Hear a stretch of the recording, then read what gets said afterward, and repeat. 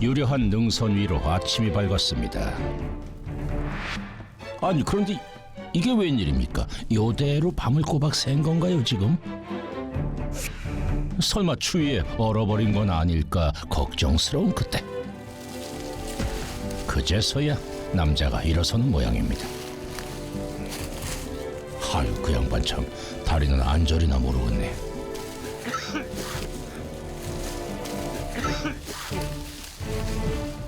안녕하세요. 저 MBN 방송국에서 나왔는데요. 근데 여기서 뭐 하신 거예요? 하룻밤 잘 놀았어. 예? 아니 이렇게 노는 법도 있어요? 알 수 없는 말을 남긴 남자는 그 길로 산을 오르기 시작하는데요. 바로 그때 뭘 찾는가 싶더니 한스 와. 만날 사람이라도 있는지 누굴 부르는 것 같은데요.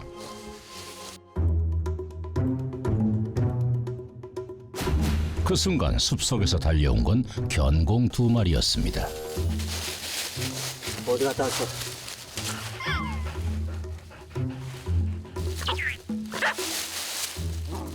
누구예요? 내 호위무사. 호위무사? 얘들아 가자. 아 너무 미끄러워. 죽겠다는 거야. 천천히 갈 테니까 따라와. 응? 응. 아유 참. 산책이라도 나선 듯 여유만만 산을 누비는데요.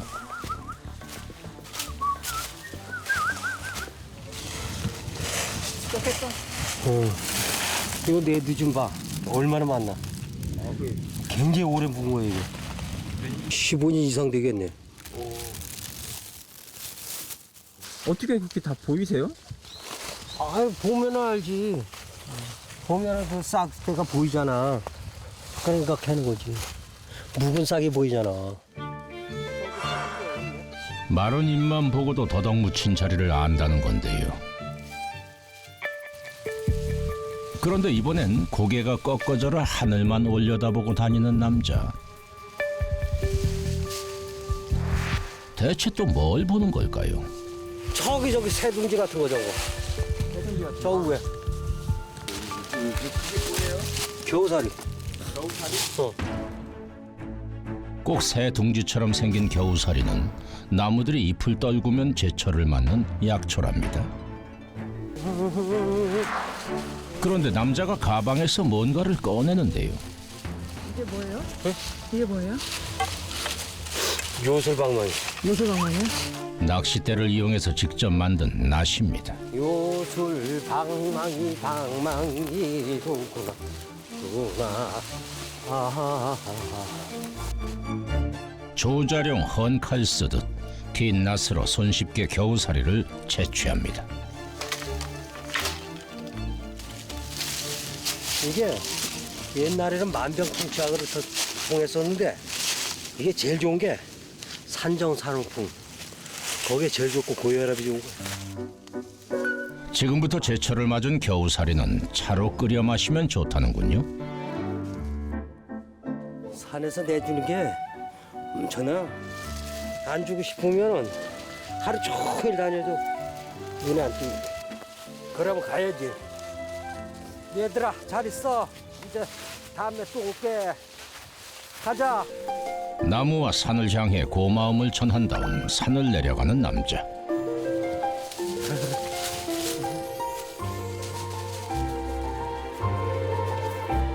그런데 여긴 또 어딘가요?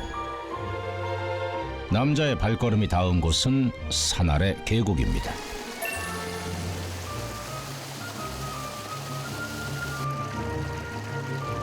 겨울산의 차디찬 입김이 고스란히 담긴 계곡물로 얼굴을 씻기 시작하는 남자.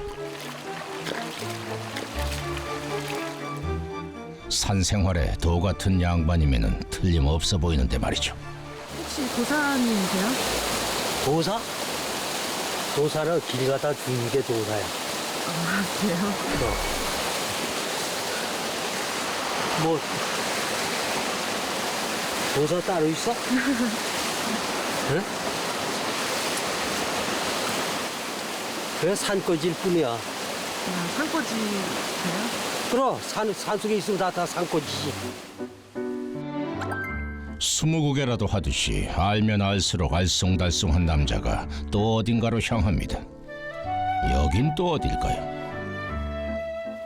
여긴 어디예요? 내 왕궁. 왕궁? 집이 상당히 오래돼 보여요. 오래됐지. 얼마나 된 거예요, 집이? 모르지 얼마나 되는지. 옛날에 과장님들 살던 집이니까. 아, 여기가? 그럼. 아무도 찾지 않는 산중턱. 이곳에 터를 잡은 건 20여 년 전이라고 합니다. 뼈밖에 없었다니까. 뼈대밖에. 뼈대밖에? 그럼 그 벽도 없고 지붕도 없고 그 다 만든 거지. 아, 이걸 다 만드신 거예요? 그 다른 이의 손을 빌리지 않고 직접 돌과 나무를 옮기고 벽과 지붕을 쌓아 올린 둘도 없는 궁전이랍니다.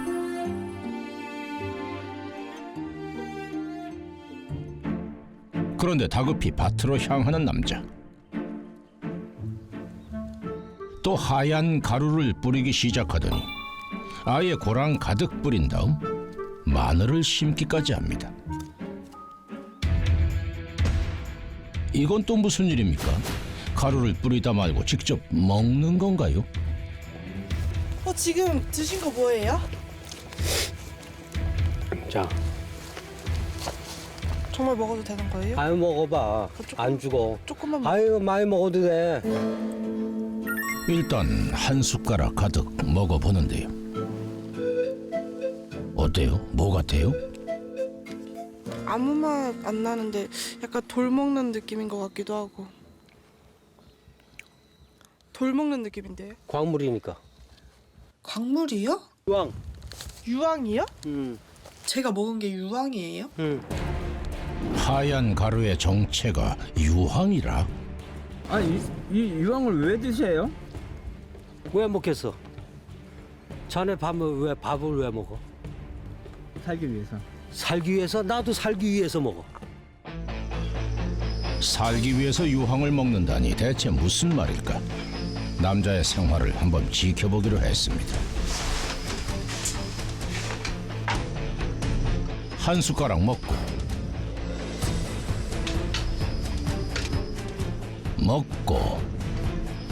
또 먹고 이쯤 되면 먹기 위해 사는 것 같은데요?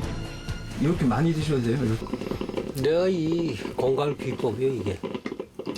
건강 비법. 이게 우리 인체에 원소가 14원소가 들어있어.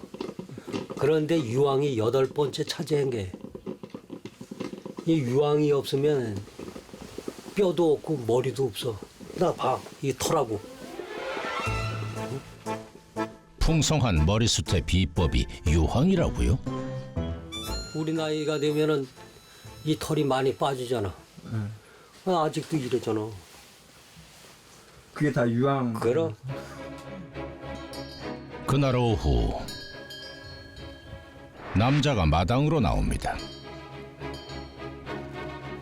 대체 뭘 하려는 걸까? 뭔가를 무쇠솥에 퍼담기 시작하는데요. 하하, 이게 바로 순수 유황이라네요. 유황으로 뭐 하시는 거예요? 법제인데니까 법제? 법제가 뭐예요? 독을 제거하는 거. 순도 99.9% 유황의 독성을 빼낸다는 건가요? 이건 법제 안 하면 못 먹어. 그게 큰일 나. 먹게끔 만들어야지. 그러니까 특수 법제지. 유황의 독성을 제거하는 특수한 처리 과정이 있다는데요. 가열 20여 분 만에 가루 상태의 유황이 검은 빛을 띠는 액체 상태로 바뀌었습니다. 그런데 그때 남자가 꺼낸 것은 바로 두부. 놀랍게도 뜨거운 유황물에 두부를 넣습니다. 그 다음에 궁금해지는 순간 그래서 다들 내려가. 내려가라고 다 줬고. 다 내려가. 안 돼요? 접으라고. 순식간에 불호령이 떨어졌습니다. 일단 촬영을 멈췄는데요. 약 3시간 후 다 됐으니까 나와. 그제야 다시 촬영 허락이 떨어졌습니다. 가까이 가보니 어느새 다시 단단하게 굳은 유황을 빻고 있는데요. 곱게 가루를 낸 다음에야 복용이 가능하다고 하네요. 선생님, 아까는 왜 그렇게 무섭게 쫓아내셨어요? 이거는 이게 아주 맹독성을 가졌기 때문에 이거 보고서 흉내내다가는 여러 사람들을 죽인다고. 아, 사람을. 그럼 법제 안 된 거를 그냥 먹이면 어떻게 돼? 사람 죽는단 말이야. 그 위험한 걸 왜 보여주려고 그래? 아, 이거 TV 나오면 사람들 보고 그럼. 따라서 할까봐요? 그럼 유황의 독성을 제거하는 방법을 연구한 끝에 특허까지 받았다는 남자. 그는 왜 하필 유황이라는 물질에 매달리게 됐을까요? 우리 형이 간 경변이 그 뭐야 지방간성 간 경화가 온 거야. 아주 급성으로 흑달까지 바 오르더라고. 흑달 오니까 얼굴 시커매. 얼마 못 살고 간다는 그 소리 들으니 진짜 답답하잖아. 그래서 안타까운 마음밖에 없는 거야. 그래서 내가 이걸 갖다 준 거야. 형, 나 이거를 먹으니까 몸에 충곤증이 없어졌다고. 피곤한 걸 못 느낀다고. 갖다 준 지 3개월 만에 흑달이 싹 먹어지고 혈색이 싹 돌더라고. 그리고 6개월 만에 가서 헌혈을 한 거야. 남자의 노력 덕분일까? 형은 다시 건강을 되찾게 됐다고 하는데요. 하루에 보통 우리가 유황을 먹어야 되는데 한 1,500mg 정도를 먹어야 되는데 우리가 인위적으로 먹지 않은 보통 한 25에서 40mg 정도밖에 섭취를 못해요. 그러니까 황은 우리가 항상 부족하다라고 얘기를 할 수 있고요. 황은 우리 몸을 구성하는 인체 요소 중에 하나고 특히 세포를 구성하는 우리가 뼈대와 같은 역할을 하는 것이 황입니다. 그래서 우리가 세포가 튼튼해야 우리가 건강하듯이 세포의 골격을 담당하는 황을 잘 섭취를 해주면 세포의 노화도 방지할 수 있고 또 세포 자체도 건강해지니까 적정한 양의 황을 섭취하는 것은 상당히 의미가 깊다라고 얘기할 수 있습니다.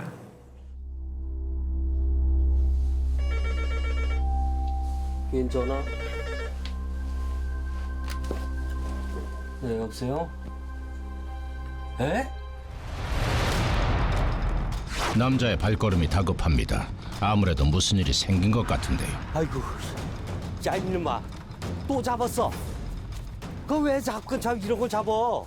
살생하지 말라니까. 아이고, 한스 녀석이 산을 내려온 멧돼지를 잡았나 봅니다. 조금 일찍 왔으면 저거 살렸는데. 아, 살리시려고 뛰어오신 거예요? 그럼. 잠시 후 사판자를 들고 급히 뛰어오는데요. 주변을 살피더니 땅을 파기 시작합니다. 대체 뭘 하려는 걸까요? 땅을 왜 파세요? 묻어줘야지. 아, 돼지 묻어 주시려고요? 아유, 이 밑에는 벌써 땅이 얼었네. 그냥 인생이라는 거 돌고 돈다는 거냐. 잠시 후 무슨 일인지 남자가 또다시 산을 찾았습니다. 한참을 오르고 또 올라 도착한 곳은 바로 남자가 좌선을 하던 동굴 앞입니다. 여기는 왜 오신 거예요? 낮에 우리 한스가 멧돼지 잡았지? 걔 좋은 두로 보내기 위해서. 왜 그렇게까지 하시는 거예요? 내가 한스를 키우잖아. 그게 나한테도 죄가 있지. 그렇게 생각하세요? 그럼. 죽음을 당한 멧돼지와 살생을 한 한스를 위해 기나긴 참선에 들어갑니다. 그는 어떤 답을 얻을 수 있을까요? 산짐승을 위해 기도를 하는 남자. 아무래도 뭔가 비밀이 있는 듯한데요. 그날 밤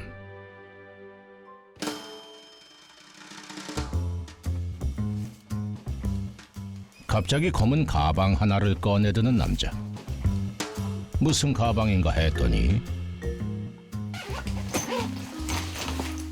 하하, 이건 또 뭡니까? 금빛 찬란한 색소폰인데요. 스님이 목탁 대신 색소폰을 손에 들었습니다. 아니 그거 들고 어디 가시려고요? 이게 밖에 나가서 시원해서 살로 때려줄게.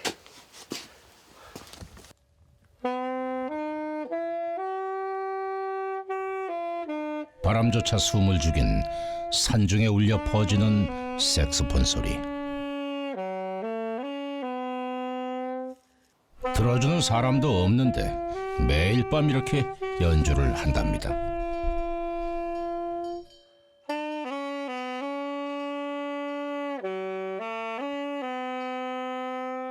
혼자서 외롭지 않으세요? 여기 산에는 그 산지도들이 얼마나 많아. 나무들하고 나무들하고 다 듣고 자라는 거야. 대자연을 청중 삼은 그의 연주는 오늘도 계속됩니다.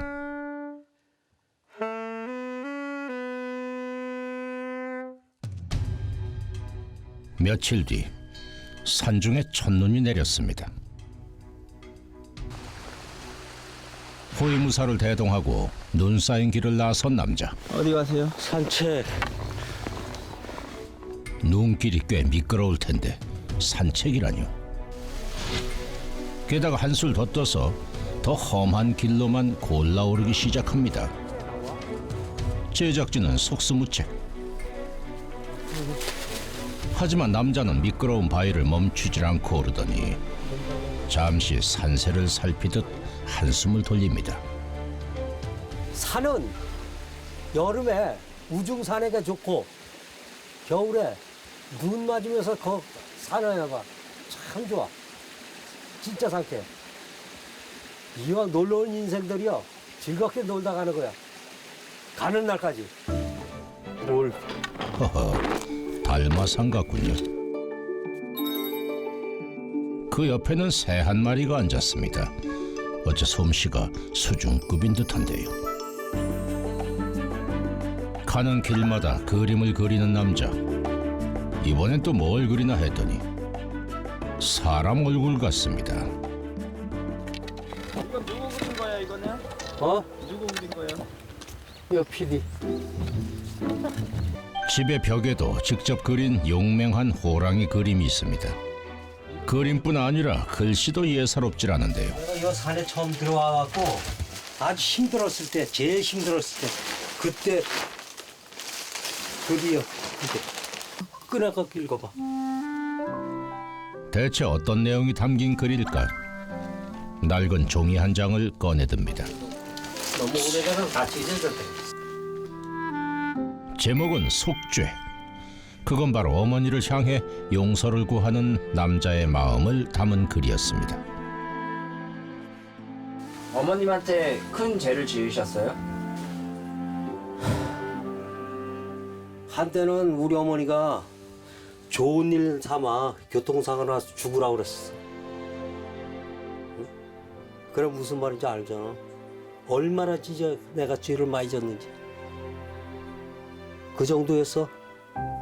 사람과는 갈등을, 사업에는 실패를 거듭하며 절망 끝에 스스로 목숨을 끊기 위해 산을 찾았던 남자. 하지만 그는 자연 속에서 삶을 되찾았고 수행을 통해 속죄의 삶을 살기로 한 것입니다. 이렇게 큰 소나무들은 교감을 다 할 수가 있어. 나무를 껴안으면 대화를 나눌 수 있다는 남자. 그런데 또 다른 나무에 말을 걸기 시작합니다. 병이지 이것도 아픈. 환자야 환자. 이것도 환자야. 응. 아프겠다.